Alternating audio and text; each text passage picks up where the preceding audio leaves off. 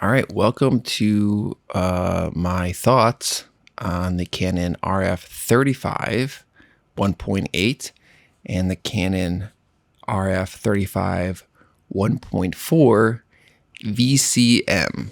Did I say that right? Is it the VCM? I don't know. Okay, so this has been out for a while. This kind of got announced and released with the RF lineup. Got it right away. It's great because it has stabilization. So, I mean, that's always, it's going to help if you're using it for video, if you're doing anything with, moving stuff around. It's just going to help give a sharper image, or if you're shooting at a lower, shutter. So that's awesome. I wish this lens had that. And at first I'm like, well, I've been super happy with this, with the 35 1.8, like super happy. Honestly, if they just stuck a red ring on here, I'd be like, I almost at one point I looked at getting just like a decal just to stick a red thing around there, because I saw someone else do that. Because if it almost performs like as an L lens, in my opinion. Like I'm never like, oh, the sharpness isn't there. Like if they stuck a red ring on there and double the price, I'd be like, okay, sure. But then I got this, and this one is sharper, and it does open up, whatever they call that, 2 more stops. So this is a 1.8, this is a 1.4. I think I partly have to do this just because the 35 is my favorite focal length. I have another video where I talk about why it's my favorite focal length. So I'm talking about like what's wide angle, what's not. Anything 35 and below is considered wide angle, so it's at the tail. So it's a versatile lens because you could still get portraits, you could still get so much stuff. And if you're more curious on my thoughts why I think the 35 is the best focal length, I'll put a link, or it'll pop up, or I don't know how this YouTube stuff works, but you'll be able to see it. I enjoy shooting on the 35 so much, and so this one, it's cool, but also I don't love everything about this. So I think Sony has an edge up. So Sony's 35 I think is a better lens. Optically, I don't know. I think it's probably around the same. You're splitting hairs at this point in this day and age. Any modern lenses that come out are all pretty good. It's like, is the Canon 35 better than the Sony one? I don't know. Well, does it really matter? Like they're both going to hit like in the 90s as far as the score goes. What I don't like about this lens though, is that Sony, what they do? What's locked? Why is this moving? Oh, this button right here. Okay. So Sony does 2 things that I like better. One, it's clickable, so you could declick it. So you could, if you're changing this, it could be smooth or it could be clicked, which I like just having that option. It's only a declicked aperture, means it's just very smooth. I can get over that. The thing what I don't care for is that and maybe they'll change this in a firmware at some point. Right now you could only use this declicked in video mode, which is like, why? Come on, Ken. Why would you do that?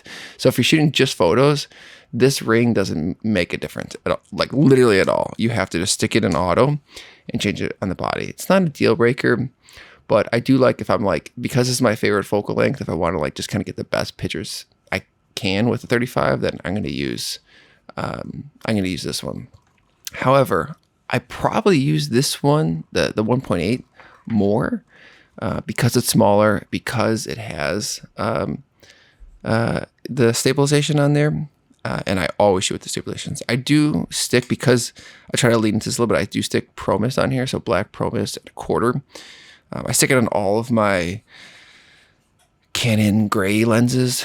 I don't know what these are considered. Like they call these L lenses because they're L, weather sealed and all that stuff, but they have the nice red little thing like that. Seeing that red circle around there, it's just like, yeah, it just kind of boosts how you feel. At least for me. Maybe you're not the same.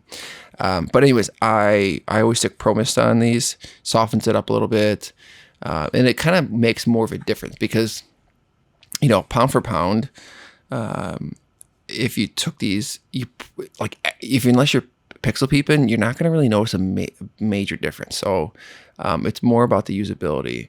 And honestly, if it's like, okay, you only had so much money, I would suggest get the 35 1.8 and then get a few more lenses than just to get this.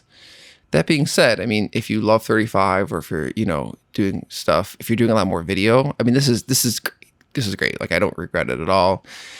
And it produces amazing images. So it's just not that big of a difference. And, you know, optically, the only thing that you're going to really notice is like this goes to a 1.4 or this goes to a 1.8. And it's subtle, but you can notice a blurrier background with the 1.4.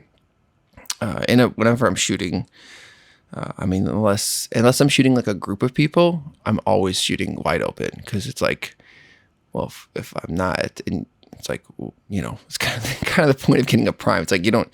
I know some people may disagree with me, but I just think, like, yeah, shoot wide open. I just think a blurrier background looks better 99% of the time.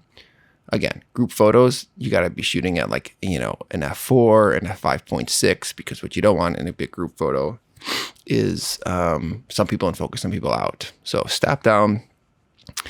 I mean, if you're shooting a landscape and stuff, yeah, you know, that does make sense to stop down. But I don't really shoot a ton of landscape stuff. It's mostly people capturing the moment. And so I'm going to shoot it at a 1.4. So as you've seen in my other videos, I love these FieldMade labels.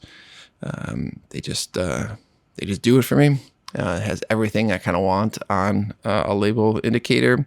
The focal, obviously the focal length, what it is, RF, the filter size, the aperture. It's just like, I don't know, I just look at it right away. I'm like, oh, yep, what it is. So I think it's a great one. Oh, and one thing I forgot to mention about this is a macro. So you can get closer to your subject with this. So again, I think what's the better lens? I think that Canon 35 1.8 is a better lens. It has more features.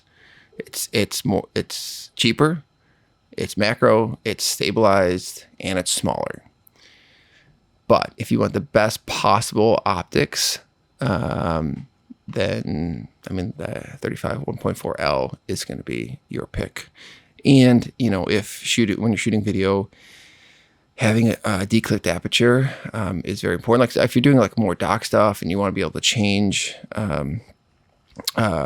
adjust, you know, the lighting smoothly, or adjust the brightness, then yeah, it's great. And it feels good. But that's, I think, I mean, even like the 16, like, this feels just as smooth as this aperture. Like, I don't know what they're putting in there, but it's like, yeah, they both feel great. It's not like this stands out way more than the other one. So hope this is helpful. You could be like me and just buy both of them and then just like, oh, okay, well, I got both, and you just decide when you go shoot. But if you're on the fence, which one should you get? I would go with this one. If you already have this one, it's a welcomed. It's a nice addition to the arsenal. All right. Hope that's helpful. Good luck. Get out there. Keep shooting.